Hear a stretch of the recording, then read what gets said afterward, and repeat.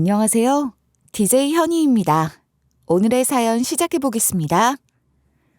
여러분은 너무 이상해서 듣는 순간 귀를 의심하게 되는 부탁을 받아본 적이 있으신가요? 말도 안 되는 소리 같으면서도 정색하고 부탁하는 그 표정을 보면 차마 거절 못하게 되는 순간을 경험해 본 적 있으세요? 저는 쌍둥이 언니로부터 자기로 바꿔 일주일만 살아달라는 정말 상상 이상의 부탁을 받은 적이 있어요. 그리고 그 순간 생각도 못했던 한 편의 느와르 영화 같은 일들이 제 앞에 펼쳐졌고 그날 제 인생은 전혀 상상하지 못했던 방향으로 휘말리기 시작했죠. 오늘 제가 들려드리려는 건 바로 그날의 이야기입니다. 지금부터 시작해 볼게요. 저는 일란성 쌍둥이로 태어났어요. 요즘은 쌍둥이들끼리 그냥 서로 친구처럼 지내도록 키운다고 하더라만 제가 어릴 때만 해도 그런 분위기가 아니었어요. 고작 3분 차이지만 언니는 언니, 저는 동생. 호칭이 뚜렷했어요. 너는 언니니까 동생 잘 챙겨야 해. 언니는 언니답게 굴어야지. 그리고 너는 동생이니까 언니 말 잘 듣고 언니한테 함부로 하지 말고. 저희는 꼬박꼬박 언니, 동생을 구분하며 자랐어요. 이름 부르지 말고 꼭 언니라고 불러야 한다고 엄마는 강조하셨고 저는 그게 당연한 줄 알고 컸어요. 저희는 정말 얼굴이 너무 똑같이 생겨서 가끔 부모님도 헷갈리실 정도였어요. 심지어 어릴 적 앨범을 보다 보면 저희도 누가 누군지 헷갈릴 때도 있었으니 말 다 했죠. 이거 너야? 아니면 언니야? 도대체 누군지 모르겠네. 그러게요. 저도 모르겠어요. 옷은 언니 옷인데 웃는 건 또 나 같고. 아니거든. 그거 내 옷 아닌데? 얘들아, 너희는 진짜 똑같이 생겨서 문제다. 누가 누군지 구분이 안 돼. 내가 나았지만 진짜 신기하다니까. 그렇게 꼭 빼닮은 저희 자매지만 얼굴만 닮았지 성격은 완전히 달랐어요. 정반대에 가까웠죠. 꾸미는 걸 좋아하는 언니는 어릴 적 엄마가 외출만 했다 하면 화장대 뒤집어 놓고 화장품을 꺼내 바르는 게 취미였어요. 엄마 구두를 신고 방 안을 뱅글뱅글 돌며 손을 턱에 얹고 윙크하며 묻기도 했죠. 어때? 나 예뻐? 예쁘지? 언니, 엄마 구두 몰래 신으면 안 된다고 했잖아. 조용히 해. 엄마 오기 전에 다시 넣으면 되지. 나 오늘 진짜 공주님 같아. 그치? 공주는 무슨 공주야, 치. 언니는 공주옷, 인형놀이, 화장놀이, 미용실놀이, 소꿉놀이 같은 걸 좋아했고 저는 그와는 정반대였어요. 저는 어릴 적부터 선모습에 갔다는 말을 귀가 닳도록 들었죠. 너는 왜 그렇게 사고만 치고 다니니? 언니처럼 좀 얌전하게 놀 순 없어? 소꿉장난이나 하고 얌전히 좀 놀아봐. 소꿉장난 인형놀이 하나도 재미없어요. 엄마, 잠깐만요. 제가 사고친 행적을 읊으라면 2박 3일도 모자랄 거예요. 삼촌이 두고 간 쌍절곤을 휘두르며 이소룡 흉내를 내다가 눈탱이가 밤탱이가 되기도 했고 망토를 두르고 슈퍼맨 놀이를 하다가 장롱 위에서 뛰어내리다 다리를 부러뜨려 석 달간 깁스를 하기도 했어요. 엄마는 저만 보면 우라통이 터진다고 하셨죠. 아유, 너는 진짜 왜 이렇게 한시도 가만히 있질 못해. 언니처럼 방에서 인형놀이 좀 하고 그러면 안 되니? 엄마, 제가 대신 약 발라줄게요. 이거 후시딘 어디 있었죠? 아유, 모르겠다. 장은진, 너 낫기만 해봐. 아주 다리 뭉둥이로 분질러 놓을 테니까. 언니, 엄마 화 많이 난 것 같지? 괜찮아. 이번엔 내가 엄마한테 잘 얘기해볼게. 너 또 혼나면 울 거잖아. 언니, 고마워. 얌전하고 조용조용한 언니는 엄마한테 혼날까봐 저 대신 거짓말도 잘해줬고 약도 발라주고 다친 데 반창고도 붙여줬어요. 그래서 저는 언니를 좋아했어요. 아니, 그냥 좋아한 게 아니라 엄청 의지했어요. 얘 고작 3분 언니인데도 또 그게 그렇더라고요. 언니는 항상 깔끔하게 단정한 옷을 입고 예쁘게 긴 머리를 묶고 다녔는데 저는 늘 선모습처럼 짧은 머리에 무릎엔 흙 묻히고 다니기 바빴어요. 그런 저희 둘을 보면 사람들이 늘 놀라곤 했죠. 세상에 어쩜 이렇게 똑같이 생겼는데 성격은 정반대야? 언니는 공주, 저는 슈퍼맨이에요. 슈퍼맨은 무슨, 너 그냥 날뛰는 거지. 언니, 나 날뛰는 거 아니거든. 슈퍼맨인 거야, 슈퍼맨. 어릴 때는 성향도 다르고 관심사도 달랐지만 그래도 항상 붙어 다녔어요. 늘 같이 놀고 같이 자고 같이 싸우고 그렇게 늘 함께였죠. 하지만 점점 나이가 들면서는 당연하게도 조금씩 각자의 세계가 생기기 시작했어요. 언니는 학교 축제 때 치어리더를 하며 무대 위에서 주목받는 사람이었고 저는 운동회마다 전력 질주로 릴레이 1등을 하는 타입이었어요. 제겐 운동장이 제 세상이었고 언니는 무대가 자기 세상이라고 믿는 듯했죠. 너 그렇게 입 좀 벌리고 뛰지 마. 다리도 좀 모으고 앉고. 그러다 남자 한번 못 만나보겠다. 난 이게 더 편해. 그리고 난 여자애들이랑 노는 게 재밌어. 남자애들이 너보고 여자애 같지 않대. 너 좀 여자답게 굴어봐라. 어? 싫어. 언니나 해. 나는 언니처럼 공주놀이 하는 거 싫어. 진짜 너는 답이 없다. 나랑 너무 달라. 언니야말로 나랑 너무 달라. 그래도 너는 내 동생이니까 내가 봐준다. 으이그. 언니는 점점 비슷비슷한 느낌의 친구들과 어울리기 시작했고 저는 운동장에서 뛰노는 무리와 더 친해졌어요. 언니는 남학생들에게 인기가 많았고 저는 여학생들에게 인기가 많았죠. 그러다 고등학교 때부터 언니는 진로를 정해 미용학원을 다니기 시작했어요. 학교 끝나면 곧장 미용학원으로 달려가서 머리 손질 배우고 화장 배우고 손톱 꾸미는 법 배우는 걸 좋아했어요.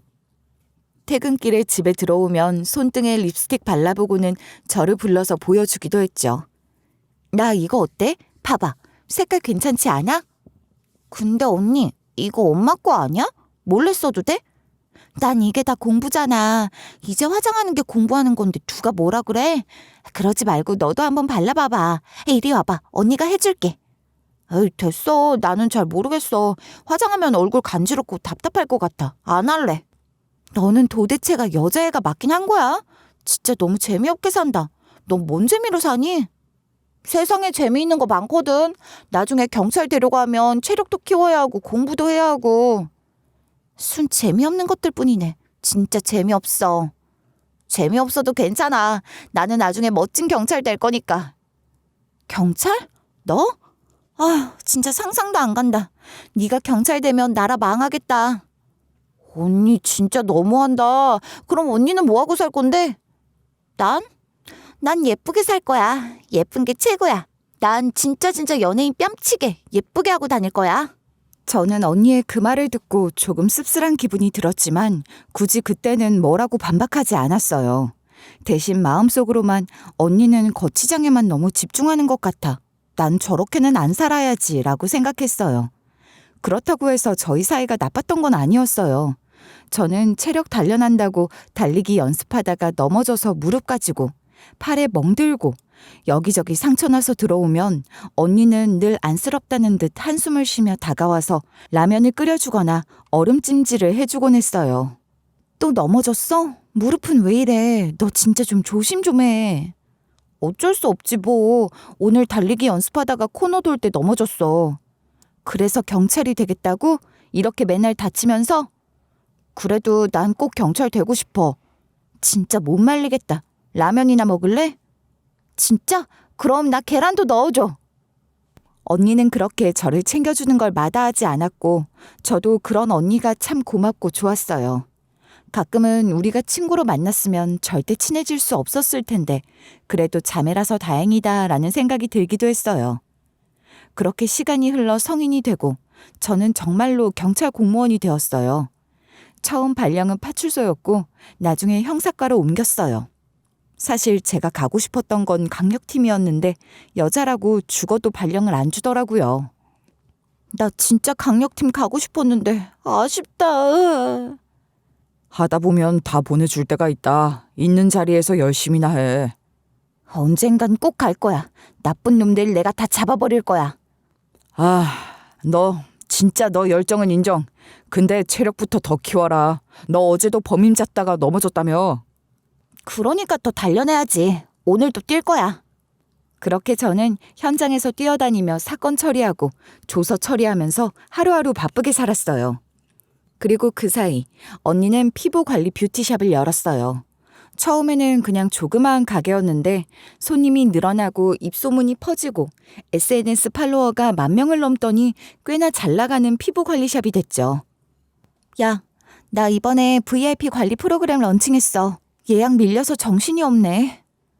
대단하다. 언니 진짜 잘 됐네. K-뷰티다 뭐다 하는 열풍 덕분이지. 일본에서도 오고 중국에서도 오고 나도 이제 글로벌샵 원장님이다 이거야. 언니 명품 가방도 샀더라. 이번에 든 건 뭐야? 이거? 샤놀. 야, 넌 샤놀 마크도 모르냐? 너도 좀 여자답게 하고 다녀라. 어째 옷도 맨날 그 모양이야? 언니, 나 경찰이야. 범인 잡으러 갈 때 명품 가방 메고 갈 순 없잖아. 그러니까 네 인생이 재미가 없다는 거 아니야. 그러다 시집은 가겠니? 시집은 무슨, 난 일이랑 결혼했잖아. 웃겨 진짜. 저는 점점 그런 언니가 멀게 느껴졌어요. 원래도 참 다르던 우리였지만 어른이 되고 각자 하는 일이 생기면선 진짜 너무 다른 길을 걷는 느낌이더라고요. 그러다 언니가 결혼을 하면서부턴 다른 집 안 친한 자매들처럼 거리가 생기기 시작했어요. 저는 사건 현장 다니고 일 처리하느라 바빴고 언니는 결혼을 해서 신혼생활에 푹 빠져 있었어요. 명절이 돼도 언니는 시가에 가느라 저희 집엔 안 오는 때가 많았죠. 명절인데도 언니는 안 오네? 이제 시댁 식구지 뭐. 결혼하면 다 그렇게 되는 거야 원래. 너도 해보면 알아. 그래서 내가 결혼을 안 하는 거잖아. 형부는 일본과 중국을 오가며 무역 관련 일을 하는 잘 나가는 사업가라고 했어요.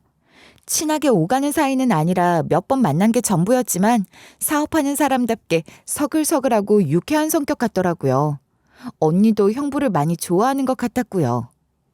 가끔 안부만 주고받는 사이로 멀어져 있었지만 그래도 언니가 잘 지내시길 바랬죠. 그러던 어느 날 정말 오랜만에 언니한테서 연락이 온 거예요. 이것도 전화가 왔더라고요. 원래 평소 저희는 전화를 잘 안 했어요. 바쁘기도 하고 그냥 안부 전화할 때 톡 하나 보내고 마는 편인데 어쩐지 전화가 온 거예요. 게다가 언니 목소리는 평소랑 달리 조금 떨리고 있었어요. 너 혹시 지금 바쁘니? 나 할 말이 좀 있는데 좀 만날 수 있을까? 뭔가 머뭇거리는 기색이 역력했어요. 언니가 이런 식으로 저한테 연락해 오는 건 정말 드문 일이었고 무슨 일이 있는 게 분명했어요. 야간 근무가 끝나고 집에서 쉬고 있었는데 언니의 전화를 받고 잠이 확 깼죠. 저는 급하게 옷을 챙겨 입고 언니를 만나러 나갔어요. 근처 카페 구석에 앉아있는 언니 얼굴은 평소답지 않게 어두웠고 손끝이 자꾸 떨리고 있었어요. 무슨 일인데 그래? 얼굴이 왜 이렇게 안 좋아? 은진아, 나 어떡하지? 진짜 미치겠어. 왜? 무슨 일인데? 뭔 일인데 그래? 언니는 한참을 입을 떼지 못하고 커피잔만 만지작거리다가 결국 고개를 푹 숙인 채 중얼거리듯 말했어요. 너 혹시 네 형부에 대해서 좀 알아봐 줄 수 없니? 형부? 형부가 왜? 혹시 형부가 바람 피우니? 아니, 그런 거 아니야. 차라리 그런 거면 다행이게. 그 사람 때문에 나 요새 걱정돼서 잠도 안 오고 진짜 미칠 것 같아. 사실 언니 입에서 그런 말이 나올 거라고는 상상도 못했어요. 언니는 평소에 저한테 형부 얘기를 거의 하지 않았고 사실 저도 형부의 존재를 잊고 살았어요. 언니가 SNS에 올리는 사진들도 대부분 혼자 찍은 거였고 언니의 세련되고 반짝이는 이미지 뒤에는 형부는 거의 등장하지 않았거든요. 그러니 더더욱 언니의 갑작스러운 부탁에 어리둥절할 수밖에 없었어요. 뭔 일인데 그래? 싸웠어? 무슨 일인지 알아야 도와주지. 그게 사실 요즘 그 사람 하는 행동이 좀 이상해. 일본이랑 중국을 왔다 갔다 하면서 사업한다고는 하는데 거래처 얘기나 사업 얘기라도 물어보면 버럭 화를 내. 근데 어쩌다 내가 그 사람 통화 내용을 엿듣게 됐는데 뭔가 불법적인 일을 하는 듯한 느낌이 들더라. 너무 이상한 느낌이 들어.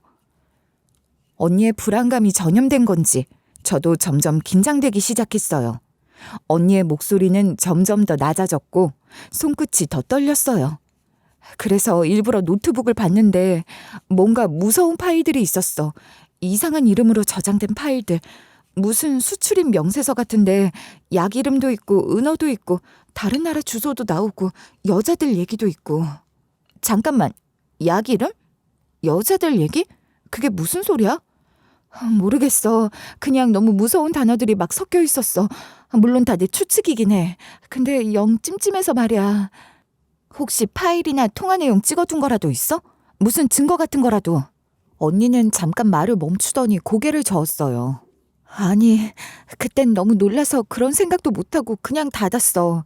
근데 며칠 전부터 형부가 날 의심하는 건지 내 핸드폰도 자꾸 보는 것 같고 통화 기록 몰래 지운 것도 발견했어. 나 어떻게 은지나? 나 진짜 무섭단 말이야. 무슨 보양 밀매 이런 거 하는 것 같은 느낌이 들어. 진짜 그런 거면 어쩌지? 그 말을 듣는데 심장이 철렁 내려앉았어요. 그 당당하고 잘난 언니가 이렇게까지 불안해하는 모습을 처음 봤거든요. 평소에는 뭐든 똑부러지게 말하던 언니였는데 이날의 언니는 그저 떨리고 있었고 당장이라도 울음을 터뜨릴 것 같은 눈빛이었어요. 저는 언니 손을 꼭 잡으며 말했어요. 괜찮아. 내가 한번 알아볼게. 일단 침착하게 있어. 너무 티내지 말고. 알았어. 고마워. 고마워, 은진아. 언니의 목소리는 거의 울먹이는 목소리였고 저는 그때 처음으로 언니가 이렇게까지 힘들어할 정도면 이거 진짜 심각한 일인가 보다 싶었어요. 그리고 속으로는 이미 촉이 왔어요. 경찰 생활을 오래 한 덕인지 이런 감각은 무시할 수 없었어요. 저도 모르게 등줄기에 서늘한 기운이 스쳐 지나갔어요. 형부, 그 사람이 뭔가 크게 잘못을 저지르고 있는 건 아닌가 하는 의심이 머릿속에 떠나질 않았어요. 경찰이라고 해서 무턱대고 남의 사생활을 들춰볼 순 없었지만 가족 문제라면 이야기가 조금 다르잖아요. 게다가 제 눈앞에서 언니가 무너지고 있는데 그냥 팔짱 끼고 있을 수는 없었어요. 언니, 형부가 주로 거래한다는 업체 이름 몇 개만 찾아보고 알려줄 수 있어? 언니는 거래처 이름을 찾아 알려줬어요. 이름만 봐서는 딱히 수상한 건 없어 보였어요. 평범한 무역회사나 상사 이름이었죠. 알았어. 일단 이거부터 찾아볼게. 너무 걱정하지 말고. 미안하다. 너한테 이런 부탁까지 해서. 근데 나 진짜 불안해서 미치겠어서 그래. 빨리 좀 알아봐 주라. 됐어, 언니. 가족인데 그 정도는 당연한 거지. 혹시라도 더 기억나는 거 있으면 바로 알려줘. 더 살펴보기 위해 저는 경찰 전산망을 열어봤어요. 원칙적으로는 개인적인 용도로 사용하는 게 불법인 건 알지만 솔직히 그런 원칙 따질 상황은 아니었어요. 언니의 얼굴이 자꾸 아른거렸거든요. 업체 이름들을 하나씩 검색해봤어요. 겉으로는 문제될 게 없어 보였어요. 다들 합법적인 무역 관련 업체로 등록돼 있었고 별다른 신고 이력도 없었어요. 혹시나 해서 형부의 차량 번호도 조회해봤어요. 그런데 거기서부터 뭔가 이상한 흔적들이 보이기 시작했어요. 최근 몇 달간 형부의 차량 주행 기록 중에 새벽 시간대, 그것도 평일 새벽에 부둣가 근처로 여러 차례 이동한 기록이 남아 있었어요. 게다가 그 주차 시간대도 좀 이상했어요. 평일 새벽 2시, 3시에 부둣가 인근 주차장에 찍혀 있더라고요. 아니, 이 새벽에 부둣가는 왜 가? 그 순간 등골이 서늘해졌어요.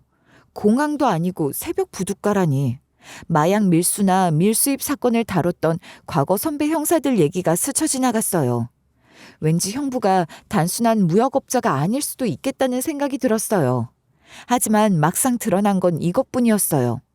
SNS 계정도 별다를 게 없고 딱히 증거가 될 만한 것도 찾기 어려웠죠. 그때 언니한테 연락을 다시 했어요. 언니, 나야. 혹시 형부 노트북에서 봤다는 파일들 그거라도 대충 기억나는 거 있어? 그거 근데 보긴 했는데 제대로 못 봤어. 그냥 폴더명이 이상해서 클릭했는데 뭔가 영어랑 숫자랑 섞인 코드 같은 게 잔뜩 있었어. 근데 그 순간 방에 들어오는 소리가 나서 깜짝 놀라서 그냥 닫았어. 그럼 대충이라도 기억나는 파일명이나 코드 그런 거라도 없어? 글쎄, 무슨 약 이름 비슷한 건 있었던 것 같다. 뭐였더라? 무슨 페노, 뭐 이런 거? 잘 모르겠어. 그리고 뭔가 여자들 이름도 있었는데. 미나코? 그런 이름도 봤던 것 같고. 미나코? 일본 여자 이름 같은 게 있었던 것 같아.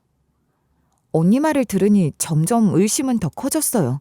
확실한 건 없었지만 뭔가 냄새가 너무 났어요. 언니, 일단 최대한 차분하게 행동해. 형부한테 뭐 캐묻거나 의심스러운 기색 보이지 말고 혹시라도 다시 그런 파일 보게 되면 무조건 사진 찍어놔. 알았지? 알았어. 근데 나 진짜 무서워. 이러다 나한테 무슨 일 생기면 어떡하지? 언니, 그런 소리 하지 마. 괜찮아. 나 여기 있잖아. 무슨 일 있으면 바로 나한테 연락해. 저는 혼자 조사를 한 뒤 일주일 만에 다시 언니를 만났어요. 언니는 화장을 거의 하지 않은 민낯에 모자를 깊게 눌러쓰고 있었고 손톱은 물어뜯어서 그런지 울퉁불퉁 날카롭고 엉망이었죠. 평소 언니다운 반짝임은 어디에도 없었고 눈 밑에는 다크서클이 깊게 내려앉아 있었어요. 언니가 손으로 자꾸 팔을 감싸쥐고 다리를 떨고 있는 모습이 너무 불안해 보여서 마음이 너무 안 좋더라고요. 언니, 아무래도 지금은 정황 증거가 다야. 언니가 봤다는 그 노트북 자료라도 봐야 뭔가 실마리라도 찾을 것 같은데 그거 좀 가져와서 나한테 넘겨줄 수 있어? 제 말이 끝나자마자 언니는 화들짝 놀라더니 숨을 크게 들이쉬며 손사래를 쳤어요. 아니야, 그건 못해. 나라는 걸 바로 알 거야. 가뜩이나 요즘 내가 자기 의심하는 걸 눈치챈 건지 내 동선도 추적하는 느낌 들어. 나 진짜 무섭단 말이야. 근데 내가 증거라고 생각되는 걸 챙겨 나온다? 그럼 빼박 내 짓이잖아. 우리 둘 아니면 집에 들어올 사람도 없는데 잘못 건드렸다간 바로 들킬 것 같아. 너무 무서워. 못해. 언니는 손톱을 물어뜯으며 눈동자를 이리저리 굴렸어요. 그 손이 너무 떨려서 옆에 있던 물잔을 집어들다가 놓칠 뻔하더라고요. 그 모습을 보니 저도 더는 뭐라고 할 수 없었어요. 증거를 더 찾아보려고 퇴근하는 말이 목까지 올라왔다가도 언니가 이렇게 벌벌 떠는 걸 보니 차마 그 말을 꺼낼 수가 없었어요.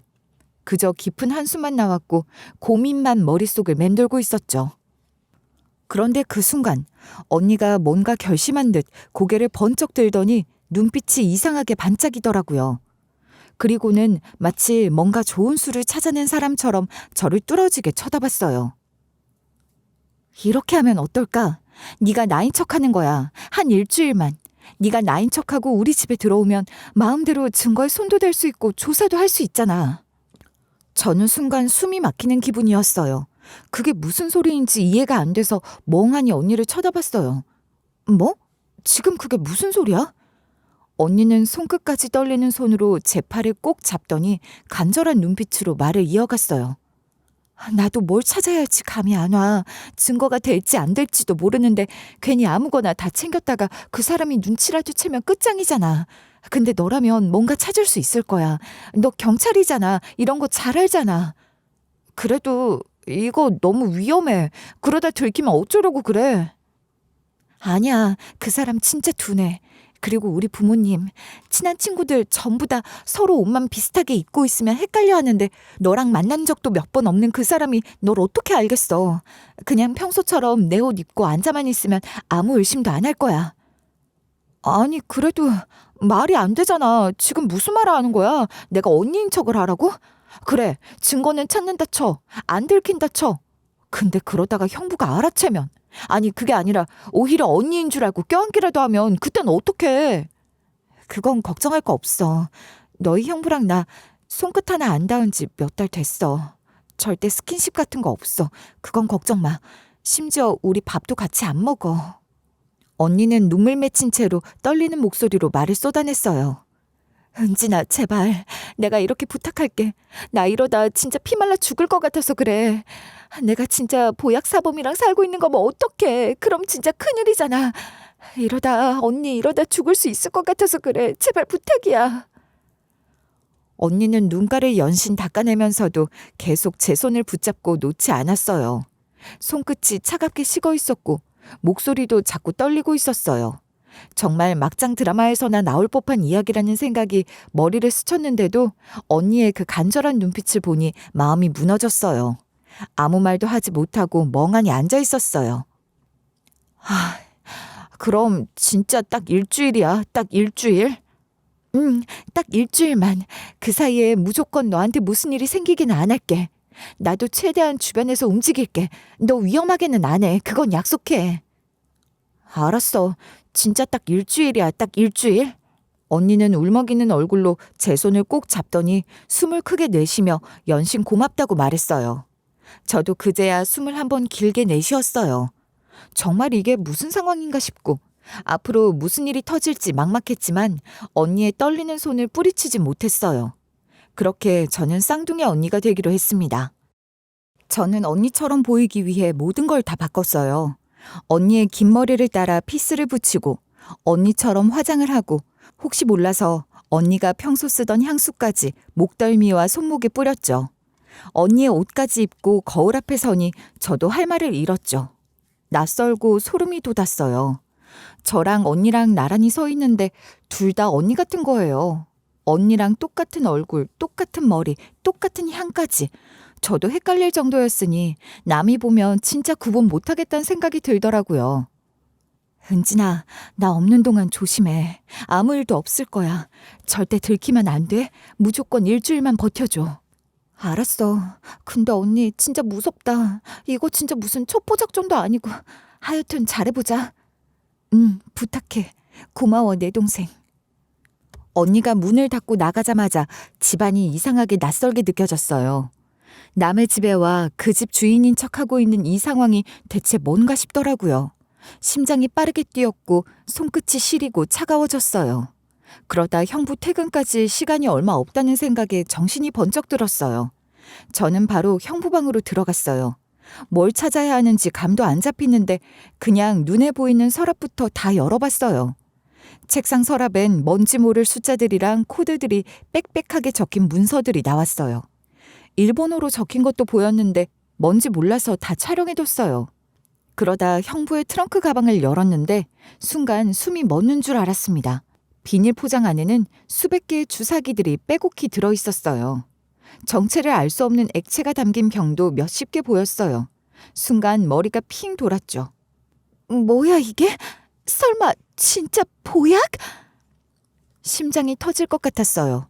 손끝이 덜덜 떨려서 폰을 제대로 잡을 수가 없었어요. 하지만 멈출 수 없었어요. 손끝에 힘을 주고 주사기 들이며 액체 병들을 하나하나 사진으로 찍었어요. 혹시나 소리가 날까봐 숨소리조차 조심하며 찍었어요. 손이 너무 떨려서 몇 번은 폰을 떨어뜨릴 뻔했지만 이를 꽉 물고 버텼어요. 무서웠지만 이건 무조건 증거로 남겨야겠다는 생각뿐이었습니다. 최대한 열심히 증거를 확보했어요. 그렇게 모든 걸 찍은 뒤 형부가 올 시간이 되어가자 언니가 알려준 대로 TV를 켜고 최대한 무심한 척 소파에 앉았어요. 심장이 터질 것 같았지만 표정은 최대한 멍한 얼굴로 무슨 생각도 없는 척 멍하니 TV를 바라봤어요. 손은 소파 쿠션을 꽉 쥐고 있었고 다리는 떨려서 가만히 있을 수가 없었지만 억지로 참고 앉아 있었어요.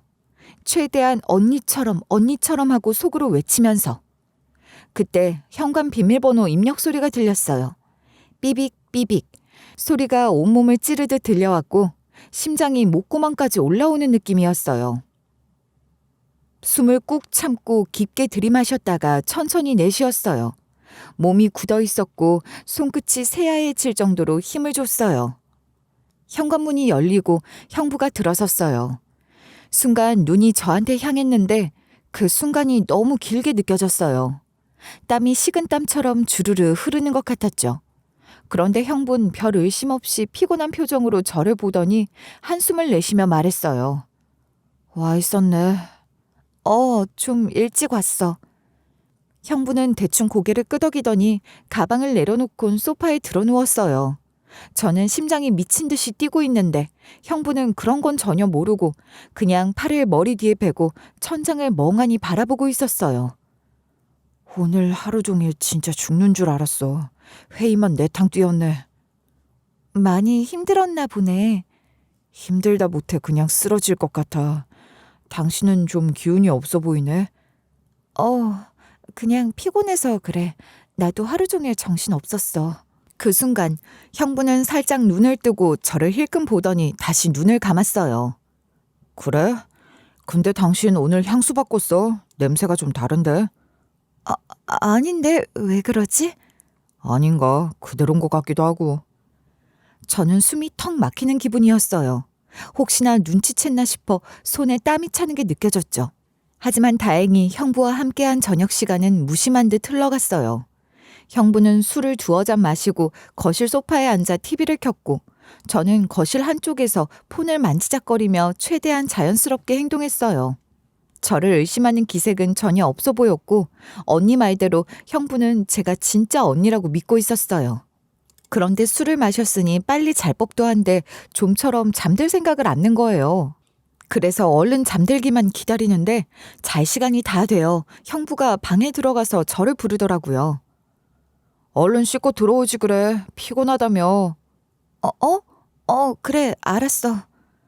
물론 손끝 하나 스칠 일 없으니 안심하란 말은 들었지만 그래도 같은 침대에 눕는 건 아무리 생각해도 소름이 끼쳤고 저는 화장품 바른다는 핑계로 계속 시간을 끌었어요.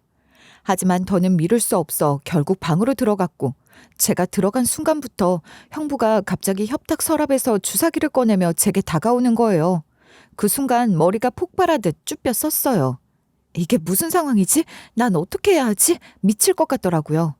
형부는 익숙한 손놀림으로 주사기를 흔들더니 바늘 끝을 손등에 살짝 대보고는 공기를 빼듯 툭툭 튀겼어요.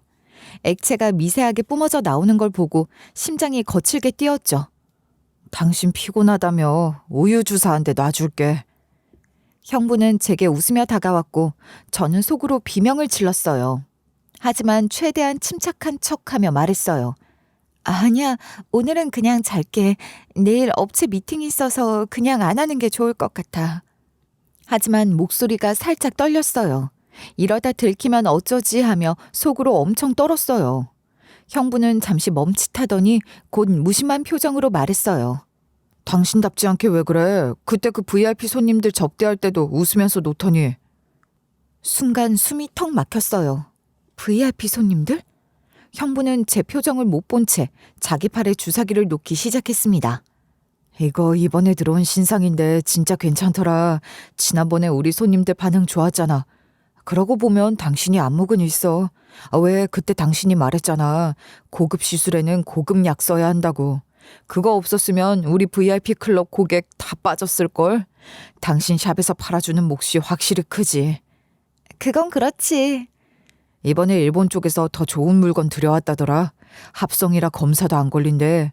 이번에도 뷰티샵에서 잘 풀어줘야 돼. 그러고 보면 요샌 이런 마이드한 게 잘 나가. 당신이 아주 일머리가 좋았어. 젊은 사람들 상대로 이런 거 팔자는 아이디어 말이야. 내가 원래 사업머리가 있잖아. 불어 농담조로 대답했지만 손끝이 얼어붙고 몸 전체가 마비되는 기분이었어요. 형부는 저를 언니로 착각한 채 너무도 자연스럽게 말을 이어갔고 저는 그 말 한마디 한마디가 칼날처럼 박혀 숨이 막혔어요. 그러니까 언니는 단순히 피해자가 아니었던 겁니다. 제 쌍둥이 언니는 단순히 남편의 범죄를 의심하고 있는 선량한 아내가 아니었어요. 오히려 주도적으로 아이디어를 내고 자기 샵 고객들을 대상으로 보약을 유통하고 있는 공범이었던 거죠. 들으면 들을수록 분명해졌습니다. 언니 샵은 단순한 시술 클리닉이 아니라 보약 유통의 창구였다는 게. 형부의 말투는 너무도 익숙하고 자연스러웠고 언니와 나눈 과거의 대화들이 섞여 있었어요.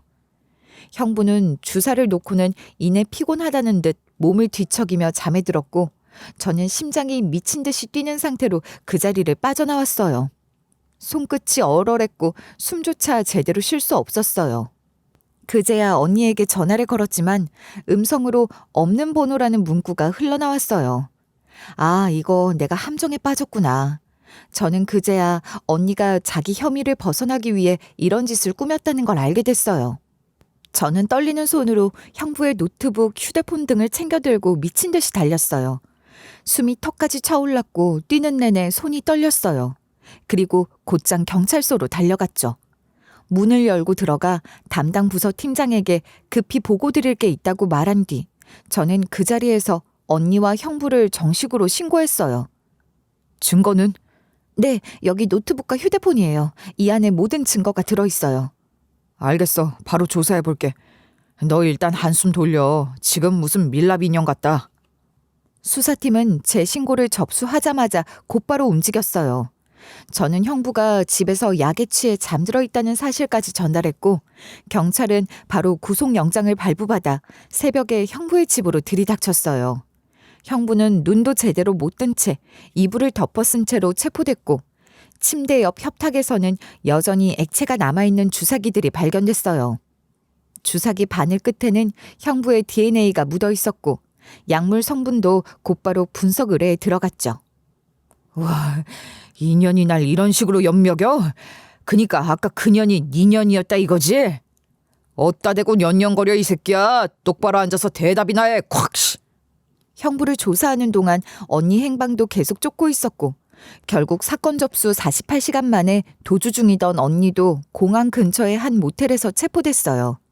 경찰은 언니의 도피 루트를 추적하다가 언니가 외국으로 나가기 위해 환전소와 통화한 기록, 공항 근처에서 숙박 예약한 흔적까지 찾아냈어요. 언니는 머리를 짧게 자르고 평소 입지 않던 후드티를 입고 있었지만 마스크 너머로 그 낯익은 얼굴은 감출 수가 없었죠. 경찰이 들이닥치자 언니는 필사적으로 변명하며 자긴 아니라고 외쳤지만 이미 손목엔 수갑이 채워진 뒤였습니다. 언니를 데려와 조사실에 앉힌 뒤 대체 왜 그런 짓을 했냐고 묻자 언니는 한동안 묵비권만 행사하며 말을 안 터니 제가 조사실에 들어가 묻자 결국 입을 열었어요. 우리 일하는 동업자 중 하나가 경찰하고 접선하는 걸 알게 됐어. 곧 다 들킬 것 같았고 그 전에 발을 빼야겠다는 생각밖에 안 났어. 그래서 날 희생양으로 쓰고 넌 빠져나올 생각만 했단 거야? 조사하면서 보니 그동안 언니는 나름대로는 철저히 행동했더라고요. 자신이 엮인 자료는 이미 삭제하고 기록들도 빼돌리고 범인 남편만 엮인 걸로 두고 자기는 쏙 빠져나오려고 했던 거죠. 하지만 그렇게 지운 자료들이 모두 복구 가능하다는 건 전혀 몰랐으니 하나만 알고 둘은 모르는 바보였지만 말이에요. 머리도 안 좋은 게 나름 머리 굴렸네. 그래도 네 그 똥통 대가리가 어디 가니? 어디서 감히 경찰을 그런 식으로 이용해? 경찰은 무슨 네가 뭐 강력팀 형사나 되냐? 하는 거라곤 많지 않은 진상들 상대하는 일밖에 없는 게 너 그냥 서비스업이잖아. 나나 너나 뭐가 달라. 경찰 임대하고 힘주고 다니지마 이년아. 너도 나나 매한가지 서비스 직종이야. 뭔 소리야. 갑자기 뭔 서비스 타령이야. 어릴 때부터 너 나 무시하는 거 내가 몰랐을 줄 알아? 분쳐 바르고 머리만 신경 쓴다고 한심하게 생각했잖아. 그래, 자기 스스로를 잘 안 해. 근데 내가 언제 너 그렇다고 대놓고 뭐라 그런 적 있어? 그 정도 생각이야 했지. 근데 그렇다고 사람을 이런 식으로 함정 파서 몰아넣을 생각을 해? 그러고도 네가 인간이냐? 아, 진짜 웃긴다. 네가 뭘 한다고 떠드니? 너도 똑같아. 뭘 한다고 설치는 거야? 똑같긴 뭐가 똑같아. 난 적어도 가족한테 이렇게 등 뒤에서 칼은 안 꽂아. 네가 그랬다는 거 이제 다 밝혀질 거야. 넌 끝났어. 알고 보니 언니는 그동안 저한테 쌓인 게 많았나 봐요. 저는 까맣게 몰랐네요. 제 말에 빙글빙글 웃는 얼굴을 보는데 아우, 한 대 확 대갈통을 후려치고 싶은 걸 간신히 참았습니다. 저는 더는 말도 섞고 싶지 않아 고개를 돌렸고 언니는 여전히 비웃음을 지으며 입꼬리를 올렸어요. 그 웃음이 얼마나 소름 끼치던지 평생 잊지 못할 것 같았어요. 경찰은 언니의 진술을 토대로 다시 수사를 이어갔고 저는 경찰의 설명을 들으며 가슴 한쪽이 서늘해지는 기분이었어요. 언니가 그렇게까지 생각하고 저를 몰아넣으려고 했다는 사실이 믿기지 않았어요. 그 순간에도 언니는 비웃음을 멈추지 않았고 저와 눈을 마주치며 작게 중얼거렸어요. 그래도 너보단 낫지. 너보다 못하지 않아 나는. 그 모습이 기괴하기까지 했습니다. 소름이 다 끼치더라고요. 하지만 나름대로 자기가 똑똑하다 생각하며 세운 언니의 계획은 완전히 실패로 돌아갔죠. 경찰은 바로 언니의 뷰티샵을 급습했고 장부 내역과 예약 기록, 시술 기록까지 전부 확보했어요. 언니가 포맷한 컴퓨터 하드디스크까지 모두 복구했는데 그 안에는 시술 고객 명단과 주사제 코드, 보약 거래 내역이 정리된 파일들이 고스란히 들어있었어요. 심지어 고객들 중 일부는 유명 인플루언서들이었는데 그들 중 몇 명은 참고인 신분으로 조사받게 됐죠. 조사 결과 형부는 중국과 일본을 오가며 신종 보약을 들여오는 유통책이었고 언니는 그걸 병원 고객들에게 숙면주사, 피로회복 주사, 배곡가루, 마법 알약이라고 속이며 불법 시술 및 유포를 했던 거였어요. 뷰티샵은 보약 거래의 전초기지였고 그걸 프리미엄 케어라는 이름으로 포장해 팔아온 거였죠. 난 운반만 했어요. 저 여자가 다 주도한 거라고요. 뭐? 야, 피해자 코스프레 하지 마. 다 너 때문에 시작된 일이잖아. 뭐라고? 다 나 때문이라고? 너 진짜 그렇게 말할 거야? 내가 시키지도 않았는데 네가 알아서 혼자 한 거잖아. 혼자? 너 그때 뭐라 그랬어? 이거 하면 한 방에 크게 터진다. 걱정 말고 해라고 한 게 누구야? 이 자식아. 야, 그거는 그냥 기세 좀 살리려고 한 말이지. 내가 하라고 강제로 시킨 거야? 너 진짜 양심도 없다. 그렇게 말 바꿀 줄 몰랐어. 너랑 결혼한 내가 진짜 불쌍하다. 아이고, 불쌍한 척은. 내가 아니었으면 너 뷰티샵은 고사하고 밥도 못 벌어 먹었어. 그거 누가 끌어줬는데? 뭐? 끌어줘? 네가 끌어줬다고? 너 아니었으면 난 애초에 이런 일 시작도 안 했어. 다 네가 꼬셔서 그런 거잖아. 꼬셔? 너야말로 지금 피해자 코스프레 하는 거야? 웃기고 앉아있네. 너도 다 알면서 같이 한 거잖아. 법정에서도 상황은 똑같았어요. 둘은 나란히 피고인석에 앉아 서로를 겨누며 욕설을 퍼부었고 당신 같은 사람 만나서 내 인생이 망했다. 저 인간이 내 인생을 다 망쳐놨다며 악다구니를 쏟아냈어요. 이 여자가 진짜 악질이에요, 재판장님. 다 이 여자 작품이에요. 저는 그냥 시키는 대로 조금 도운 거예요. 근데 이 여자가 다 계획해서 한 거예요. 뭐라고? 이 미친놈아, 너 진짜 그렇게 나올 거야? 다 너 때문에 시작된 거잖아. 너 그때 클럽 VIP 룸에서 뭐라고 했는데? 이거 밀어주면 우리 둘이 그냥 금방 벤틀리 뽑는다고 했잖아. 그게 그냥 장난으로 한 소리지. 너 진짜 재판장님 앞에서까지 그런 식으로 거짓말해? 거짓말? 진짜 뻔뻔하다. 너 때문에 나도 경찰서 끌려온 거야. 다 너 때문이야. 너는 그때 그 약들이 뭐였는지도 몰랐다고 하면 다 믿어줄 것 같아? 같이 팔았잖아, 같이. 야, 네가 직접 들어와서 네가 다 알려줬잖아. 난 그냥 네 말만 믿은 거고. 믿어? 믿어? 참 아주 웃기고 있네. 믿은 게 아니라 욕심 부린 거잖아. 너 돈 욕심 많잖아. 언제는 이 돈만 있으면 인생 편해진다며. 네가 더 들떠서 하자고 했잖아. 너 진짜 사람 하나 잡아놓고 그렇게까지 해야 속이 시원해? 너 때문에 내 인생 다 망가졌어. 다 너 때문이야. 누가 할 소리. 난 너랑 결혼한 거부터가 인생 망친 거였어. 내가 너 같은 여자 만나서 이 모양 이 꼴 된 거야. 야, 누가 할 소리를 하냐? 나야말로 너 만나서 인생 종친 거야. 둘은 결국 재판장에서까지 끌려나갔죠. 둘이 그렇게 서로를 향해 침을 튀기며 싸우는 모습을 보고 있으니 정말 한심하기도 그지없더군요. 도대체 이게 무슨 꼴인가 싶고 둘 다 욕심에 눈이 멀어 끝내 서로를 지옥으로 끌어내린 거라는 생각밖에 안 들었어요. 하도 어이가 없어 헛웃음이 다 났어요. 가족이라는 이름 아래, 부부라는 이름 아래 그렇게 욕심만 쫓다 결국엔 서로를 찢어놓고 파멸로 달려간 인간들. 그게 바로 형부와 언니였어요. 법정 안의 공기는 싸늘했어요. 판사와 배석 판사들도 하나같이 차갑게 둘을 내려다보고 있었고 검사는 정리된 자료를 한 장 한 장 넘기며 눈을 번뜩였어요. 그리고 저는 가만히 그 자리에 앉아 그 두 사람의 난리통을 끝까지 지켜봤어요. 언니와 형부는 결국 보약 유통과 밀수입, 불법 시술 등의 혐의로 재판에서 중형을 선고받았어요. 형부는 징역 16년, 언니는 징역 12년. 둘은 나란히 교도소에 수감됐고 언니가 그렇게 자랑하던 뷰티샵은 당연히 폐업됐어요. 언니가 SNS에 올리며 뽐내던 고급 인테리어며 명품 인테리어 소품들이며 다 압류 조치됐고 형부 명의로 운영되던 클럽도 허가 취소되고 압수수색 끝에 발견된 약물과 자금 세탁 자료들까지 전부 증거로 채택됐죠. 이게 네가 말하던 잘 나가는 인생이야? 야, 정의로운 척 하지 마. 넌 뭐 그렇게 잘났니? 적어도 난 남한테 약물 팔아 돈 벌 생각은 안 했어. 적어도 사람 목숨 담보로 장사하진 않았다고. 지랄하네. 네가 무슨 정의의 사도라도 되는 줄 알아? 그래, 언니 말대로 나 정의의 사도 맞아. 그게 경찰이라는 직업이니까. 그래, 넌 평생 그렇게 잘난 척하며 살아라. 이 정도 말이 잘난 척으로 보이는 거면 넌 그냥 사람으로서 최소한의 양심도 없는 거야. 네가 선택한 거니까 뭐 이제 네가 책임질 일만 남았네. 그 사건 이후 부모님은 두 분 모두 너무 큰 충격을 받으셨어요. 세상 어느 부모가 자기 딸이 그런 일을 저지를 거라고 생각하겠어요. 특히 언니가 어떻게든 자신이 빠져나가려고 저를 엮어 넣으려고 했다는 말을 듣고 부모님 얼굴은 하얗게 질리셨어요. 면회실에서 부모님과 마주 앉은 언니는 눈물까지 뚝뚝 흘리며 자기 억울하다는 말만 되풀이했어요. 나 진짜 억울해. 솔직히 어릴 때부터 억울했어.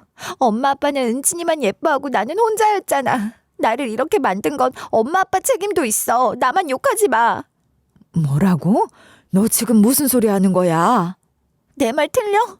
나는 어릴 때부터 외로웠어. 은진이만 챙기고 나한텐 관심도 없었잖아. 그만해라. 네가 무슨 소리 하는지 알긴 하니? 너 이게 사람 입에서 나올 말이라고 생각해? 네 잘못은 네 잘못이지 왜 가족 탓을 해? 됐어. 더 들을 것도 없어. 이제 너는 더 이상 우리 딸 아니다. 네가 선택한 길이고 네가 만든 결과야. 어디 그 안에서 한번 혼자 잘 살아봐라. 엄마! 엄마! 그 말이 끝이었어요. 부모님은 언니의 울부짖음을 뒤로하고 등을 돌려 면회실을 나와버리셨죠. 언니는 부모님의 그 말에 무너져 울었고 아무리 울며 이름을 불러도 부모님은 돌아보지 않았어요. 결국 언니는 가족에게도 외면받고 아무도 찾아오지 않는 죄수가 되어 혼자가 됐죠. 언니가 그런 커다란 범죄에 엮였다는 사실도 너무나 큰 충격이었지만 부모님에겐 저를 이용했다는 사실이 더욱더 충격적이고 믿을 수 없는 일인 듯 했어요. 부모님은 그 뒤로도 한동안 말씀을 못 하셨고 그 일이 있고 난 후로는 언니 이야기를 아예 꺼내지 않으셨어요. 하긴 그건 저도 마찬가지였어요. 어릴 때부터 고작 쌍둥이 언니면서도 날 그렇게 잘 챙겨주던 언니가 속으로는 일평생을 저에 대한 원망과 시기로 가득 차 날 무너뜨리려 해왔다는 건 너무 큰 충격이었어요. 형부와 언니는 감옥 안에서도 서로를 원망하며 서로를 탓했지만 그건 아무 의미 없는 비난일 뿐이었어요. 결국 둘 다 나란히 교도소 안에서 감옥살이를 하게 됐고 둘 다 50이 다 돼서야 세상의 빛을 볼 수 있게 됐으니 말이죠. 그 사건 이후 저는 가족 일이 얽혀있는 사건임에도 빠르고 정확하게 신고 조치하며 일을 처리한 공로를 인정받았고 시간이 지나 원하던 강력팀으로 발령이 났어요.